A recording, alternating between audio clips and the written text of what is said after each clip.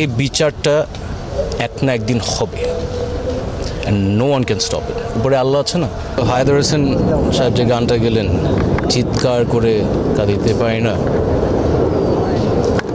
কষ্টটা অনেকটা ওরকম। বলার তো যত কষ্ট বুকে চাপায় নীরব হয়ে থাকতে হয়, তোর বলার কিছু নেই।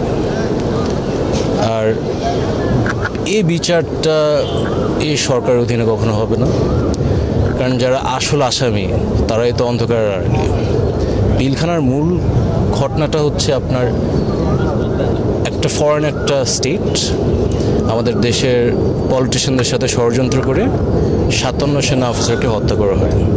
আমরা বাবা জেনারেল শাকিল আহমেদ, মা নাজিন আহমেদ সহ বাংলাদেশের সভরেন্টি এবং সেনাবাহিনীকে ধ্বংস করার একটা ষড়যন্ত্র ছিল। আর দুঃখের বিষয় এরা সফল হয়েছে। কিন্তু আমার বিশ্বাস, একটা কথা আছে না, বাপ কেউ ছাড়ে না।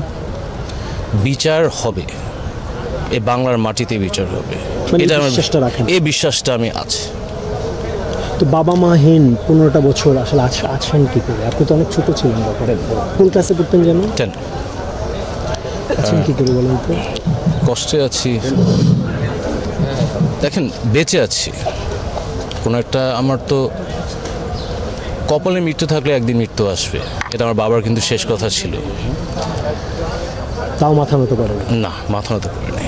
আমি তার সন্তান, আমি মাথা নত করবো না। বেঁচে আছি, যুদ্ধ করে যাব। আর এই বিচারটা এক না একদিন হবে, and no one can stop it. উপরে আল্লাহ আছে না।